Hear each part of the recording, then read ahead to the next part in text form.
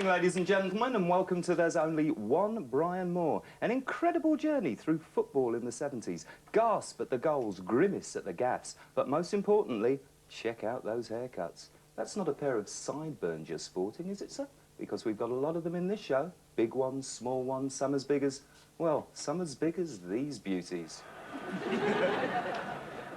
Trevor Hockey. And you'll be seeing Trevor and his sideburns in tonight's second match, a 7-goal thriller from Loftus Road in 1970, Q.P.R versus Birmingham.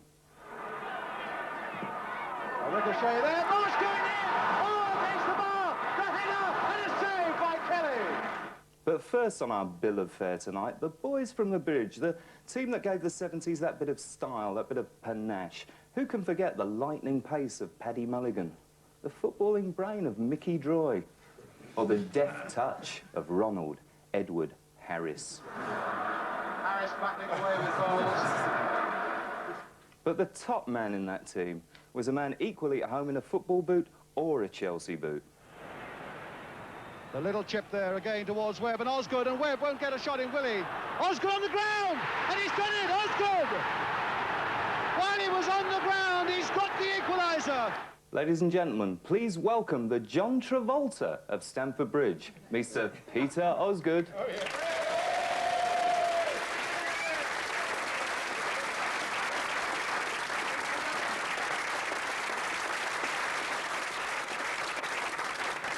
Silky skills, Peter, but you weren't the only one at Stamford Bridge who could play in those days. No, I was very fortunate, Tim. I was in a great side. You know, you had guys like Alan Hudson and Charlie Cook, who were basically the top men in the side, you know. And my next guest, ladies and gentlemen, the only man who's a Midlands butcher and played in a World Cup final, Mr. Jack Taylor.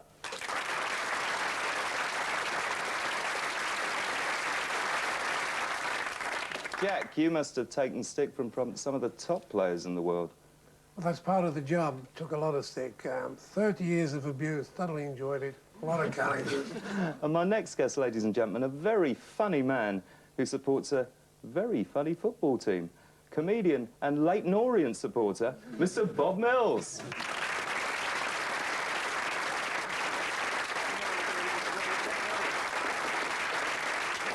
Bob, we're in distinguished company here, aren't we? Hugely so, and that sounds like the autobiography of an Orient fan, actually. 30 years of abuse and thoroughly enjoyed it. It is, because the most famous person I've ever met before this, a footballer, was Peter Kitchen. Right? See, now we're rocking. Peter Kitchen, who was a brilliant player, despite always weighing 18 stone. He was a great player. And I saw him, he'd stopped playing, and I saw him in a pub. He was in a pub with some mates, and I thought, I've got to speak to him. And I just went over and said, you know, you don't know me, hello. I'd just like to thank you for all the pleasure that you gave us over the years. And he said, a lot of pleasure, was it? And I said, yeah, it was. And he said, well, I think you'll find it's your round then. It cost me about 14 quid to say thank you, so I've never bothered since. Thanks, Bob. Now, on with the action. It's August 1972, and Brian is waiting for us in the studio. Over to you, Brian.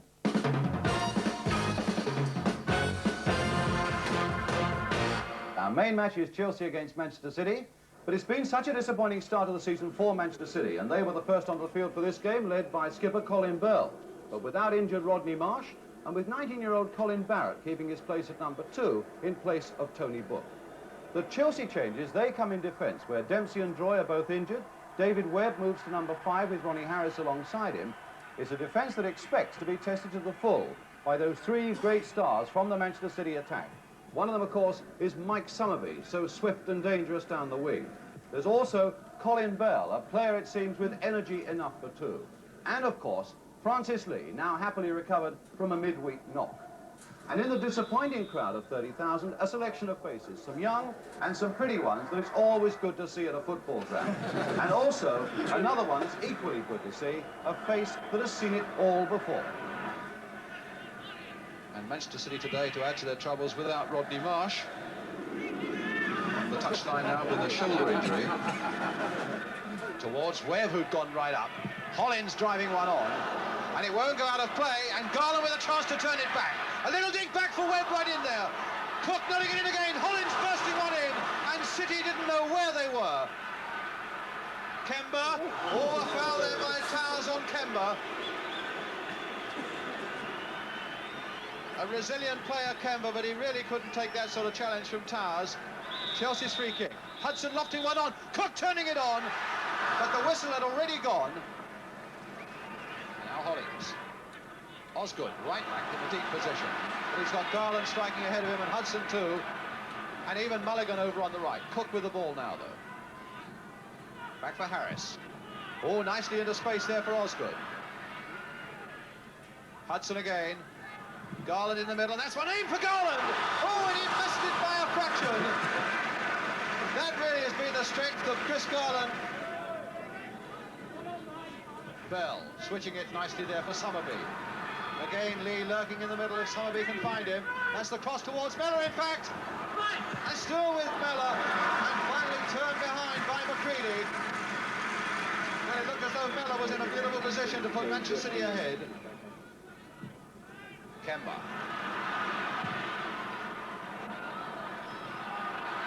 Osgood watched by Jeffries, but he's shaken him off. Attacking Booth.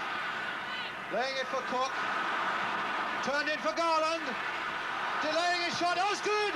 Just over!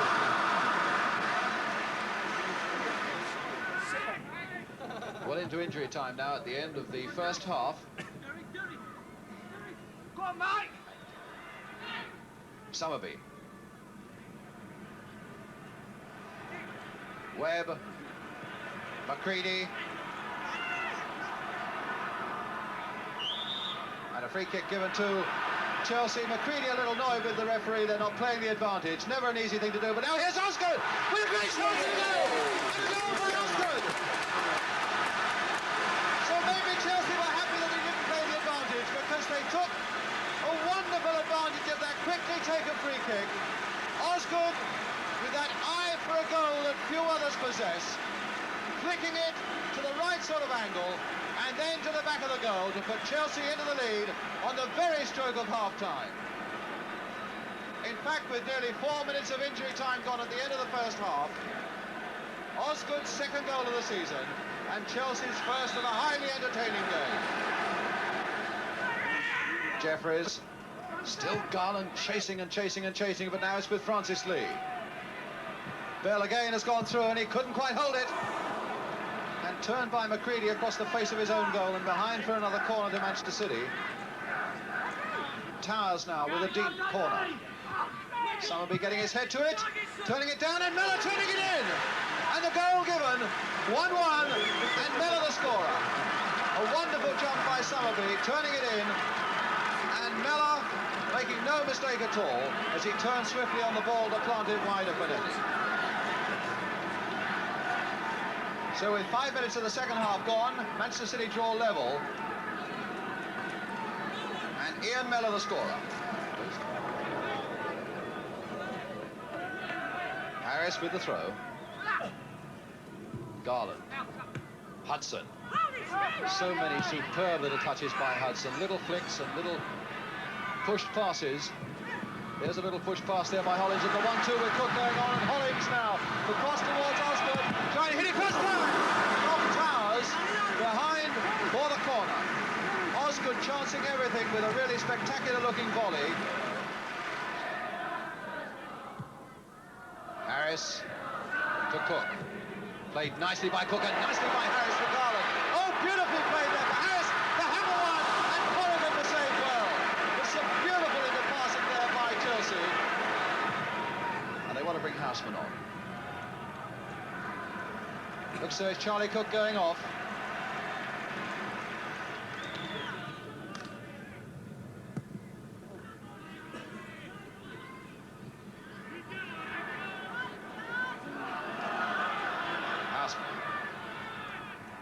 Hollins. Hopeful of getting to Garland, nodded in by Donaghy, and Jeffries in a lot of trouble, and now Houseman has a chance to score, and he's missed it, it's gone across the goal and behind. What a terrible amount of turmoil and confusion in that City goal mouth. Harris to Hudson.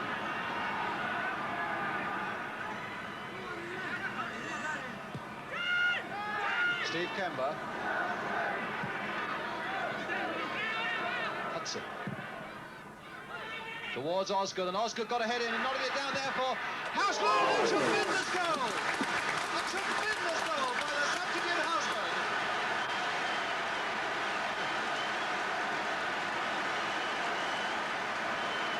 And as the cross came over, a little flick on by Peter Osgood to the feet of Houseman, and he made no mistake.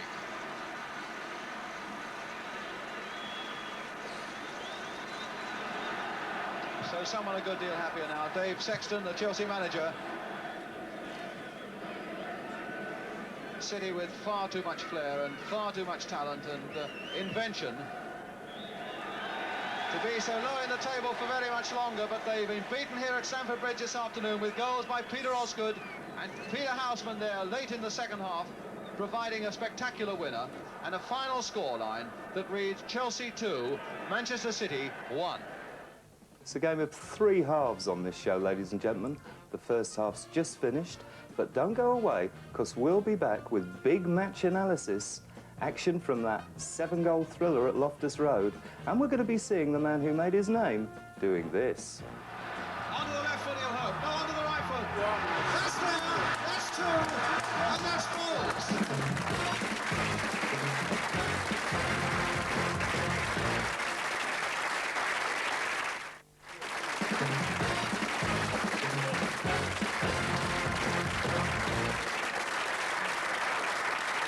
Welcome back, everybody.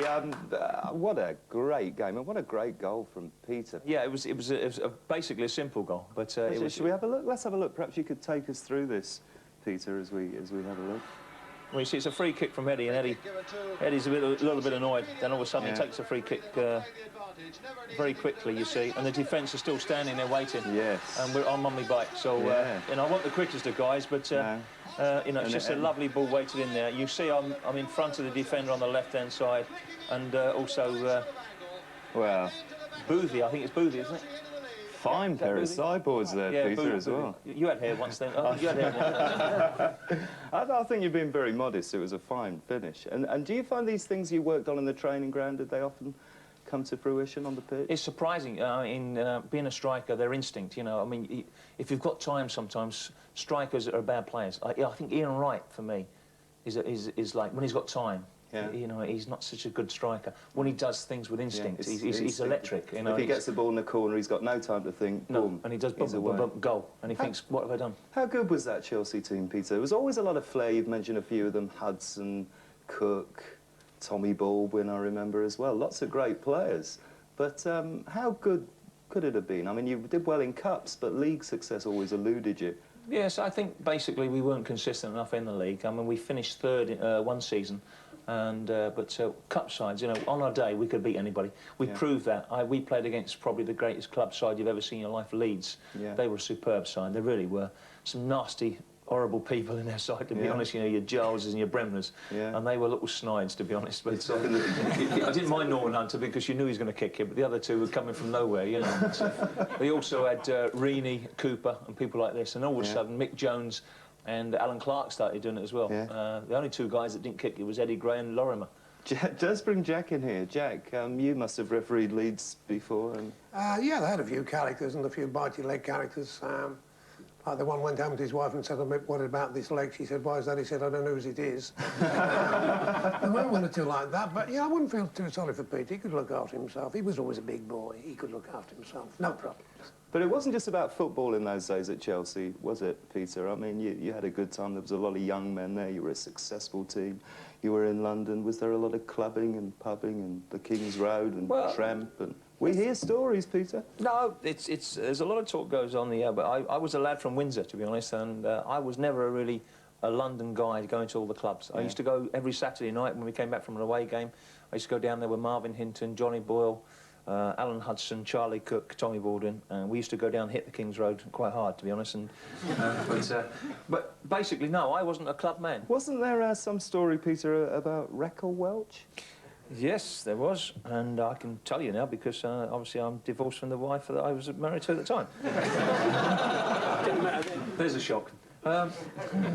No, she just came down, and Richard Attenborough was the president of the club, and he still is. I'm glad to say he's a lovely fella. Yeah. We affectionately know him as Dickie, and we always called him Dickie. And he was a lovely man. He used to bring all the stars down there: Michael Caine, Raquel Welch, like Michael Crawford. And all these sort of people, and it was lovely. It was a lovely time at Chelsea Football Club, and it was the swinging 60s and 70s, you know. So, but no, she just came down to promote a film, and obviously at that particular time I was on a high, and she said she wanted to meet me just to get on the telly, and that was basically all it was. Yeah, must have been a great feeling for a boy from Windsor. Suddenly, Raquel Welch. What's wrong with Windsor? To meet you, absolutely nothing wrong with Windsor. Queen comes from where she lives there. What's the matter with you? It wasn't all about pretty faces. I mean, there were some ugly faces around, wasn't there? I mean, a man at your club, not an ugly man, I'm talking about a man with a reputation, Ron Harris. Tell us about him. Chopper. Yeah. Well, Chopper, he was a hard man. He was a hard man. I mean, he did it for fun. He loved hurting people. But there's a lovely thing about Chopper, which a lot of people don't know.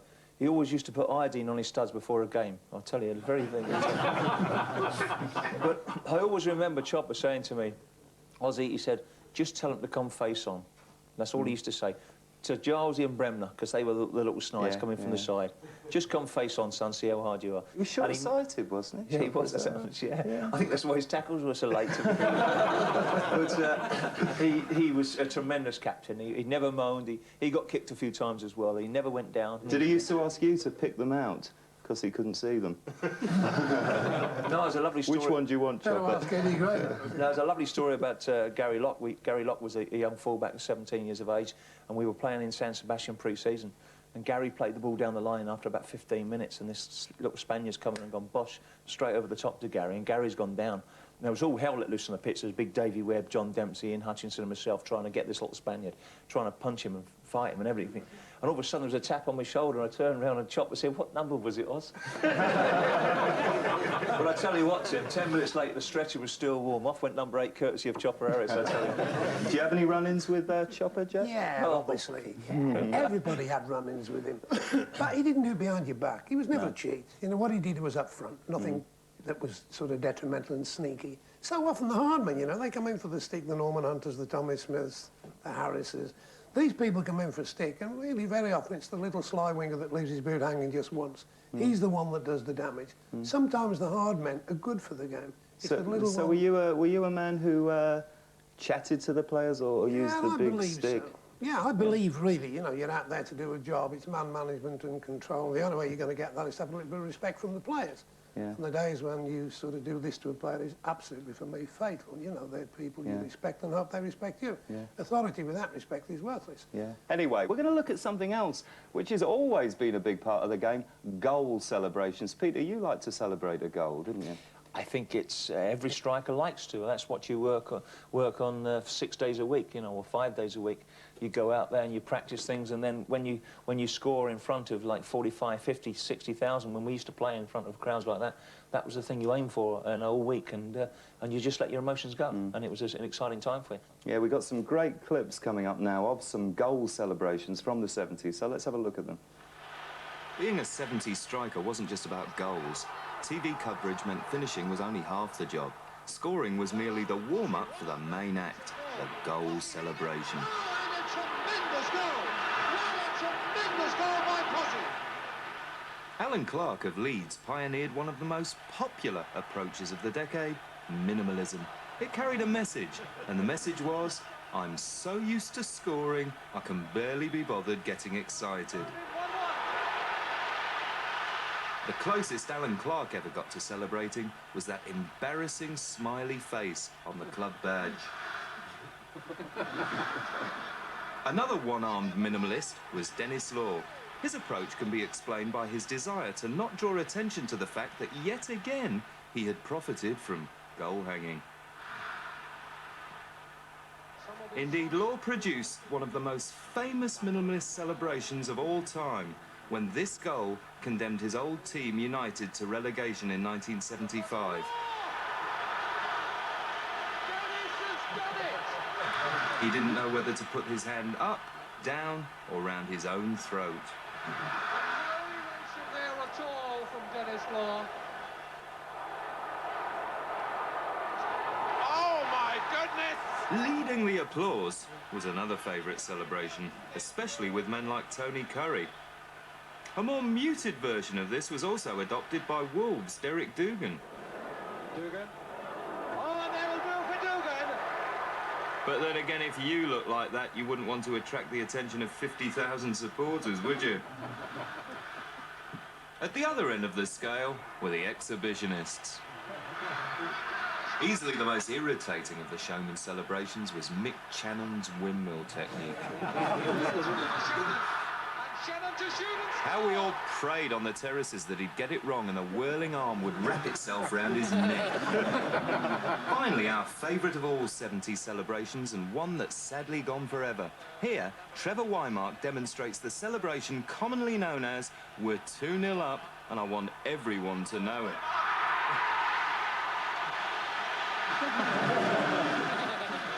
Peter, did you ever go for that "we're 2-0 up" celebration? I did, funny enough, yeah. Well, it wasn't 2-1 up. I think it was 66, 67 season. We played at Manchester City at Main Road, and we won 4-1, to be honest, and the crowd were giving me some stick, and I scored a goal, and we'd just gone top of the league on the Saturday after 10 games, and I did give the V sign to the crowd, but unfortunately it rebounded on me because I broke my leg on the Monday. Emily News done a nice little job on me, so I wish I had done it now. Jack, do you think referees are too hard on celebrations these days? I mean, there you see them pulling people away Yeah, from well, the it was crowds rather and- ironical, wasn't it? The players' jubilation and celebration was one to another. I really don't see the point in the player running to the crowd. Yeah. Crowds pouring towards the middle to congratulate the player. That can cause trouble. I don't think referees are too hard. I think it makes sense that players shouldn't run to the crowd. There wasn't one incident on there when they ran to the crowd. They ran to one another, which was great. What about discipline in general? Has it got better, worse, stayed the It's same? changed an awful lot. We've got this wretched thing, dissent, creeping in now. Red and yellow cards all over the place, more like confetti at times. And I feel a bit sorry for the officials in as much as things are put in their path that they have to administer. But Bob, I want to ask you about goal celebrations, and being an Orient supporter, I doubt that it's something you see I have very to say, often. looking at the Trevor Wymark thing, I was quite offended by that. They certainly don't do that at Orient because I think it's tacky and I think it's vulgar. And also, we've never in the history of the game been 2-0 up at any point. So it's never. No, they're much more muted at the Orient. It's... I've got to ask you about the World Cup, Jack. I've got to ask you about the World Cup final. That penalty, those two penalties. We haven't had a penalty in the whole of the World Cup since 1930, and a mug like me, there's one in 30 seconds. But the point was, you talk about, I don't know what is dissent or what is a compliment. The ball is on the spot, and Cruyff is looking very happy. Bertie Fowkes isn't looking very happy. But Beckenbauer was the one, you know, he just comes up very, very coolly, very cleanly, and says, "Taylor, you're an Englishman." No, I didn't know whether that was applause or what the hell it was, but he got the message well and truly across. He was a great player. Even then, he was under complete control. He'd made his point that he didn't agree with me, and the way to do it was in a way, I don't know, you take it as a compliment. You'd hardly book him for that, could you? Yeah. Must have been fabulous atmosphere in the stadium. I mean, refereeing, that must have been the ultimate high of your career. Yeah, it that was. Having been involved in the World Cup here in '66 and again in Mexico in '70, which was probably the best tournament I've ever seen, including the best team. Yeah. Brazil in the '70 was the greatest side I've ever seen. You always want to get the final when you're praying that you do. Yeah. '74, I was lucky. The ultimate high for you, Jack, but Peter, I don't think the game we watched before was the ultimate high for you, because did you get changed in the pub across the road or something? Have a look at this. Now, you're walking across the road here, and you seem to be carrying melons there. What was happening there? Well, that's when they were there on the new stand, and we were in porter cabins just outside. Yeah, so that's basically it. Because there was a lot of ground redevelopment going on That's then, wasn't right, it? And there was big plans for ground redevelopment, and Brian here is going to tell us about them. This is what Chelsea are trying to do for their fans in the long term. This wonderful new stadium that is to be completed by the end of the 1970s at a cost of some £5 million, with a capacity of 60,000, warm air heating, private boxes. Takes a lot of courage, I'm quite sure, for the Chelsea directors to go into a development of this massive size. Bob, hot air blowers. Have you ever had those at the Orient? No, we don't have any of the creature comforts of the Orient. Anyone who's ever been to the Theatre of Dreams that is Brisbane Road will tell you that the greatest thing in football, and I'd recommend to anyone, is to go for a half-time cup of tea at Brisbane Road. Because what happens is that they give you quite literally a cup of tea. and you don't have to go to another little section where they have the milk and the sugar, and you put that in, which led to the greatest comment from any spectator when we were playing, I think it was Bolton, and one of the Bolton fans was getting led out with his arm up his back and all horribly, you know, giving us all the V and that. And a little old fella in the stand stood up and said, "Yeah, go on, sling him out, scumbag." I saw him putting the wet spoon back in the sugar. So no hot air blowers. You may have noticed, ladies and gentlemen, we've been talking about the big match, and we've mentioned Brian, and we all love Brian, but we haven't mentioned his little helper, Jimmy Hill. But more than that, took my eye. Alan Hudson. I remember seeing him at Chelsea when he was, I think, 18 years of age, and the first time I saw him play, I was so impressed because I thought he had the oldest head on the youngest pair of shoulders I've seen. Bob, a bit of a wonky beard there. I think the first time I saw him, I thought, the worst beard on the most horrible tie that I've ever seen. Strange man, he shaved his beard off. Correct me if I'm wrong, I think there was a big telethon thing, and somebody offered him money. You know, those big celebrity things. Said, we'll offer you money and we'll give the money to you if you shave your beard off. And I know that there were quite a few football supporters around who wanted to put like a tenner in each and offer him £5 if he then slit his throat afterwards. How did the players get on with Jimmy? I think he puts his foot in it sometimes, you know, Yeah. but I think he's good for TV. Yeah. You know, I think he's good value, especially when he's on with Terry Venables, because Venables Oh, slaughters yeah. him, doesn't he? Because I mean, he is On to our next action now, ladies and gentlemen. It's Loftus Road, and it's Q.P.R. versus Birmingham. So let's go over to Brian to introduce the action.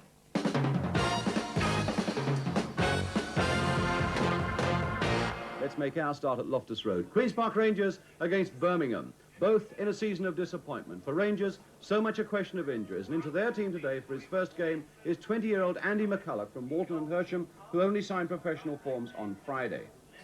And Birmingham, well, they made a fine start of the season, but they've slipped badly now. They look to Alan Campbell here to bring more drive in midfield, £80,000 from Charlton. Rodney Marsh. Vincent. Hockey very aggressive, but Hazel coming away with it, finding Venables in turn to Marsh. Faced by Robinson. Marsh with a shot across the goal! And Kelly really had to get down to that one from Marsh. Taken almost from nothing, Rodney Marsh there. And now Gillard. Marsh was calling for it, and a slip there allows Marsh to go in! A goal by Marsh! What a goal! Mike Kelly absolutely beaten. And Rodney Marsh puts Rangers ahead with 5 minutes gone. Well, there was a slip by Robinson, and Marsh really pounced on that one.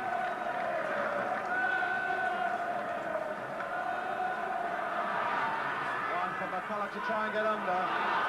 Marsh now for Rangers.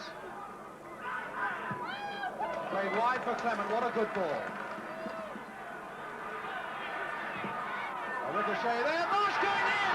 Oh, against the bar! The header, and a save by Kelly! That was very nearly a goal there, no. In fact, the whistle had gone. Good play by Marsh. McCulloch straining to get underneath that one.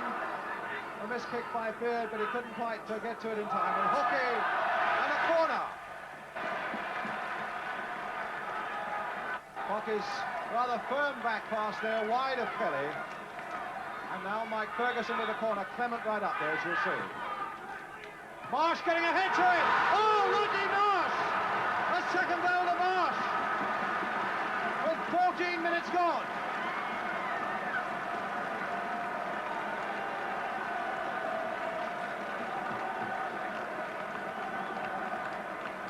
From the corner, Rodney Marsh getting above everybody else to flick that ball so beautifully wide of Kelly for his second goal, and Rangers as well. Gillard pumped in there by Thompson for Latchford. Surprising how much time Latchford was given. Summerhill! Oh, magnificent save! And a goal by Latchford after one superb save by Parks, who must be very, very annoyed. Slack work certainly in the defence there by Rangers, allowing Latchford in the first place so much time. Summerhill shot touchdown and Latchford making it 2-1. Oh, good play there by Ferguson. flick forward now for Morgan. He's got Marsh over on the right. Here's Marsh. And a tremendous break by Venables now. Oh, and a good... Is it a goal? It is a goal by Venables, who ran like a hare. What a tremendous piece of football by Venables, running onto that pass by Marsh. And the power of his shot, completely deceiving Kelly, who got a hand to it and couldn't save it. Mike Kelly, no wonder he shakes his head. So 4 goals now in the first 17 minutes.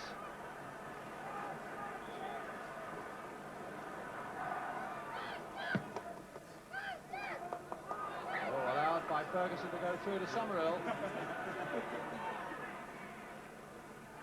Hockey looking for somebody free and finds Vincent. Beard's gone outside him. Hockey.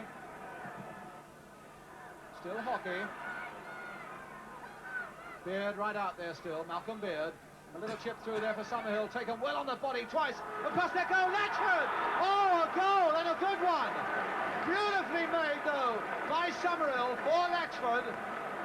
His second of the game. What magnificent skills there on the touchline, on his body by Summerhill. Laid across there, and a simple enough task then for Latchford.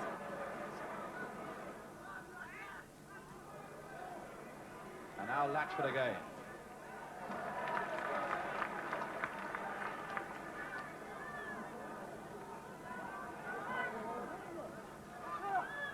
Summerhill across well, and Latchford, oh, within an ace of getting his hat-trick and the equaliser for Birmingham City. He really is an opportunist, this fellow, in the 6-yard area. The ball was going so quickly across that 6-yard area, he'll be annoyed with himself for missing it, but they always look easier than they are. Venables shielding the ball well. Ferguson to pump it across again, and McCulloch goes in! So the new boy gets a goal, Andy McCulloch. And a very good header indeed.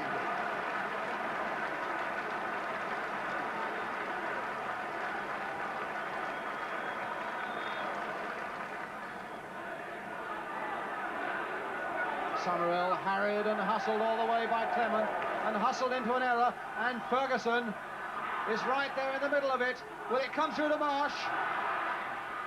Oh, look at that for skill by Marsh! Oh, and what a goal!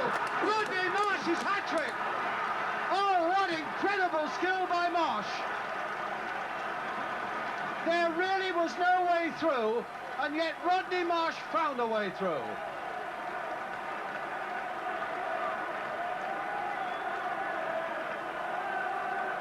And certainly Eusebio, in that number 10 shirt, couldn't have done better than Marsh. Well, there's a man who must be well delighted now to see his side really going into goal-scoring form. There's Allen, manager of Rangers. And Hind showing more determination and coming away with it. But there's the final whistle at the end of a really exhilarating game, where Rodney Marsh has made his mark with 3 magnificent goals. And he must be well satisfied. And Rangers then winning this match at Loftus Road by 5 goals to 2. Final score, Queen's Park Rangers 5, Birmingham City 2. I told you we were going to have a feast of action, didn't I? And you were going to go away. I bet you're glad you didn't. Well, don't go away now either, because we're going to have a half-time break. But while you are away, see if you can identify this man who played a crucial part in that action. Yes, the second game is between Manchester United and Wolves at Old Trafford.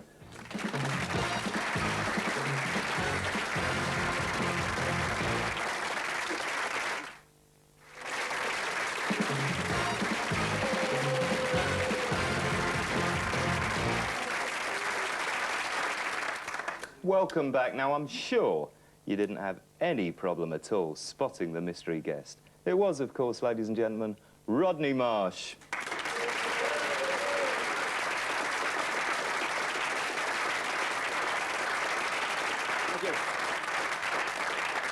A great day, Rod. A good Q.P.R. side. What about those goals?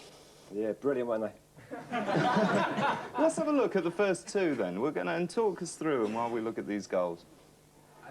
Yeah, I was listening to something Ozzy said in the first half of the show, and when you score goals like that, it's just purely instinct. You know, goal scorers score goals from instincts. Yeah. I didn't know what I was doing. It was just a good first touch control. What about the keeper here? Well, keeper was a good friend of mine, Mike Kelly, but Yeah. the shot was so powerful, you see.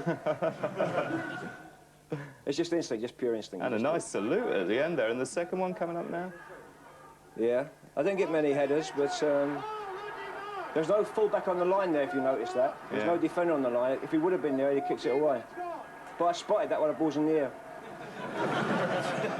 Hey, slow motion now. Up you go, like a salmon, Yeah. Rodney. He says nobody on the line. Yeah. If there had been a full-back on the line, he'd have cleared it. But what about that QPR side?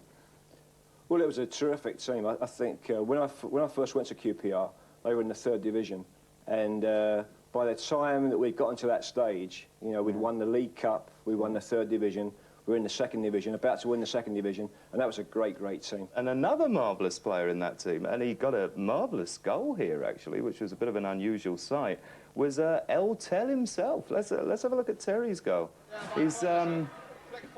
Now, he moves very fast here. I've never seen Terry move this fast. It's like closing time at Scribes West. And I think some suspect goalkeeping there by your mate Mike. I'll tell you what, if there's one thing that Terry has never been called, it's running like a hare. Terry never ran like a hare in his life. Now, Mike Kelly on the day, he'd just been transferred about 3 weeks before that game. He'd been transferred from Q.P.R to Birmingham, and he had an absolute nightmare. Yeah, well, I guess that, Yeah. Rod. I think your 3rd goal, Rodney, let's have a look at this 3rd goal. This is a great goal. Something that perhaps could be said to be indescribable. There's all the mix-up on the floor. And I want you to count how many defenders are there. Rodney Marsh is pushed away, and then he does his little bit of magic.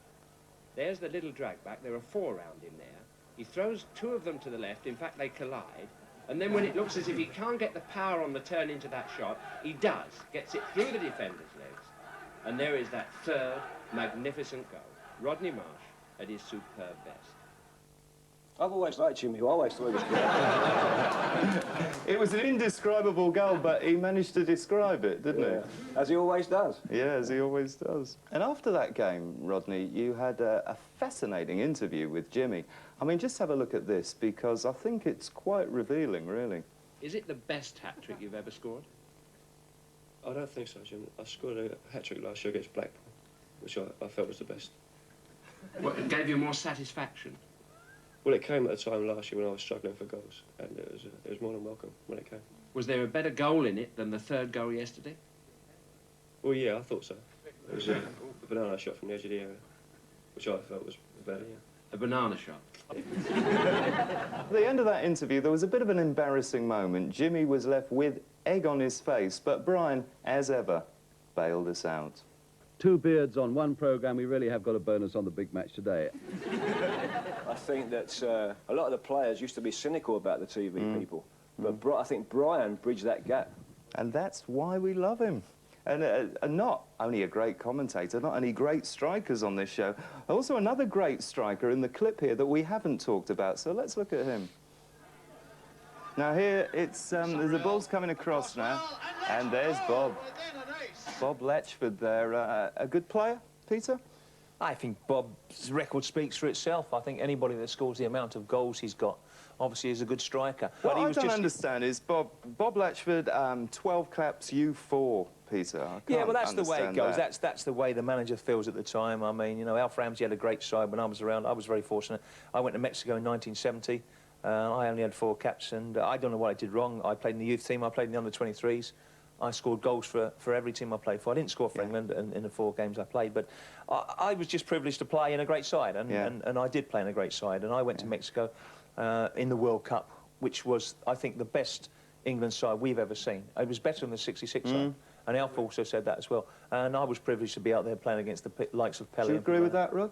Best Well, side? I had a problem with Alf Ramsey myself because I only played a few games for England, and like Ozzy just mentioned, my problem with Alf Ramsey was he had no sense of humour. I was playing for Q.P.R at the time, and Alf Ramsey had no sense of humour. I used to like the game. I used to, love the the excitement about Yeah, the but you game. should have took his wife out, Rodney. That was out of order. And the reason I didn't play more games for England was an incident that happened with me, Alf Ramsey. Before one game at Wembley, he called me into his office. He said, Rodney, he said, you don't work hard enough. You know, you've got to work harder. You have to work harder. And I didn't used to play that way. Yeah. And Go on. and he said, if you don't work harder tonight, he said, I'm going to pull you off at half-time. And I said, Christ, at Rangers, we only get a cup of tea and an orange.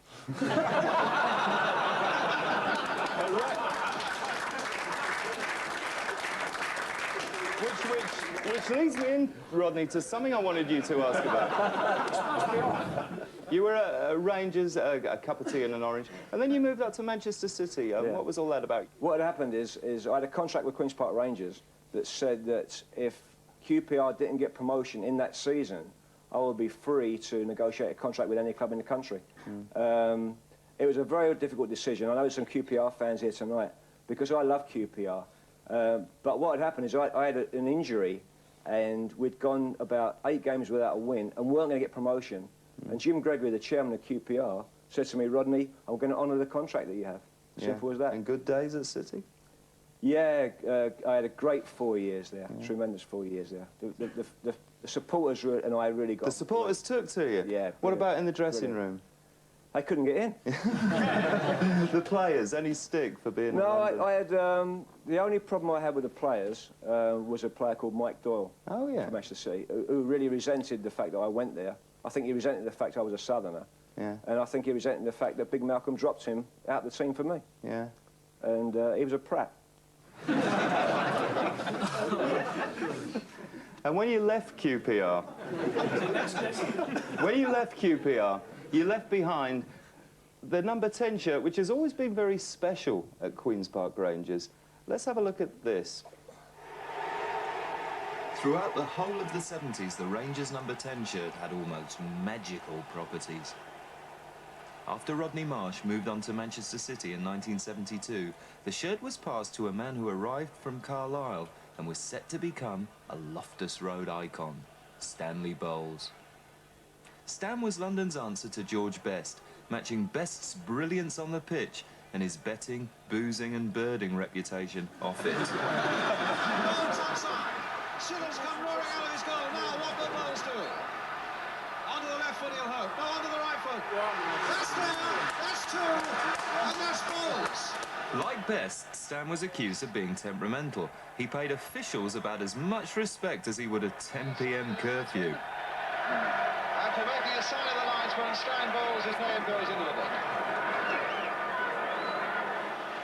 Now Ball. And Ball and Bowles getting into each other again. And the referee going to have a word with the pair of them. And I think Talkative as he may have been whilst playing, Stan was less wordy off the pitch. You see, I'm sure the Rangers fans there yesterday and neutrals everywhere were really delighted with the way you played. I know Les Cocker, Don Revie's right-hand man, was there as well.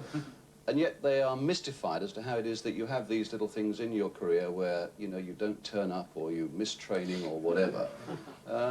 Can you explain that? No, I can't really. At the time, I think whatever I do is right, and I just do it. Stan could never have been described as an all-round athlete, as superstars proved. James Hunt's had a good start as well. Hunt in lane 3 in the middle lane, and Henry was in, but it's Conte's got the best. Stan Bowles is in trouble. He's dropped right back. Hasn't got it together at all. And somebody's gone. There's a shudder. Somebody's gone, I think. But Conte's all right. And there's no sign of Stan Bowles. We're looking back down the course. He's in an awful lot of trouble as well. He's already cut across one lane. But it's Conte coming up towards line there with James Hunt in 2nd place. J.P.R. Williams will make 3rd, but he's too slow to make the final. Good race there between Conte and Hunt. And then Stan Bowles. Stan Bowles went. We also saw this quite remarkable incident featuring Stan Bowles.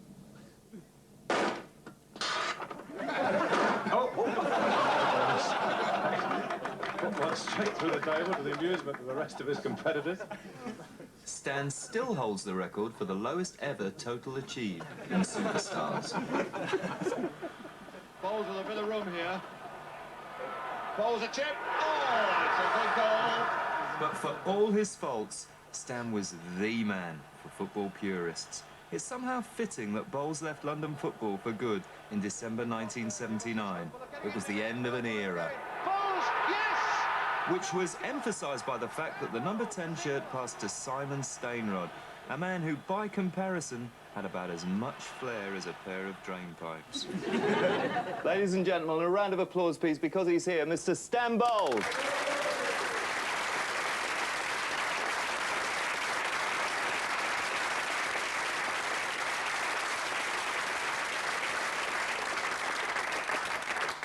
Not many people know this, but in that rowing competition, Stan had bet on Conti.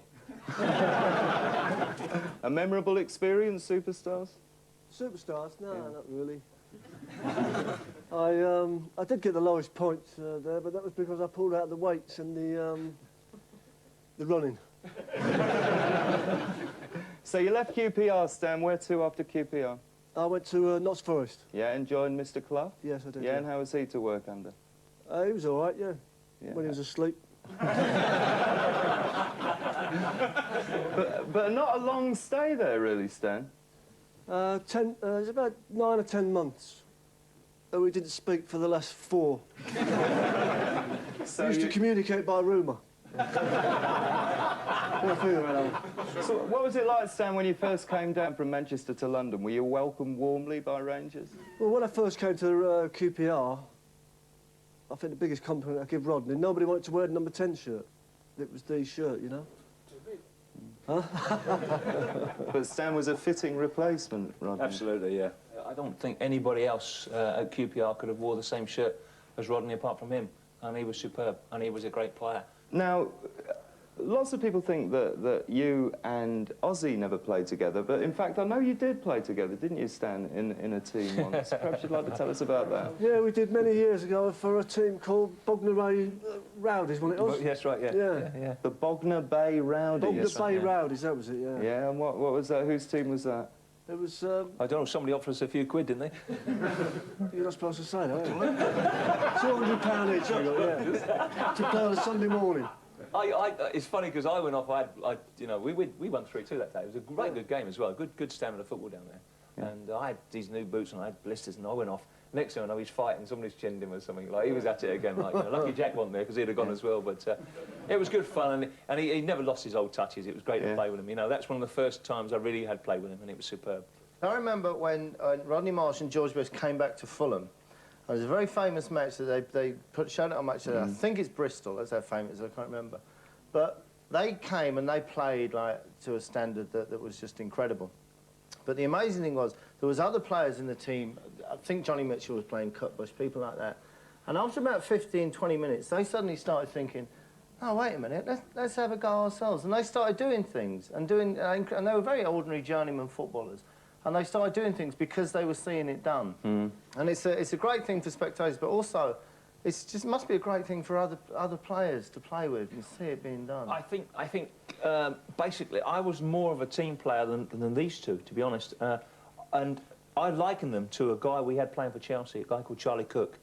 Now, Rodney and Stan would probably have too many touches, and they were so brilliant that people accepted it, and Charlie Cook was the same for us. I mean, the lovely thing about Charlie Cook was that if we were winning 1-0 with 10 minutes to go, you'd give him the ball and the opposition couldn't get off him. Yeah. The only thing it was, if we were losing 1-0, we couldn't get off him either.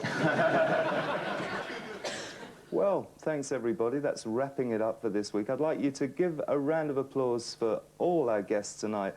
Ladies and gentlemen, Rodney Marsh. Peter Osgood. Jack Taylor. Bob Mills, and of course, Stan Bowles.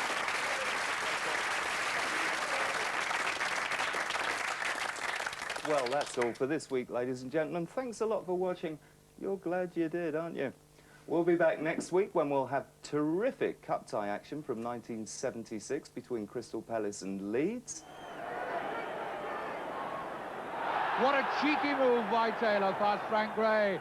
And a great league match from White Hart Lane between Everton and Spurs. Oh, a good cross by Neighbour. Oh, saved by West. We'll have expert analysis from Malcolm Allison, Danny Kelly, Peter Taylor and John Pratt. Thanks for watching, sleep well, don't have nightmares, and remember, there's only one Brian Moore.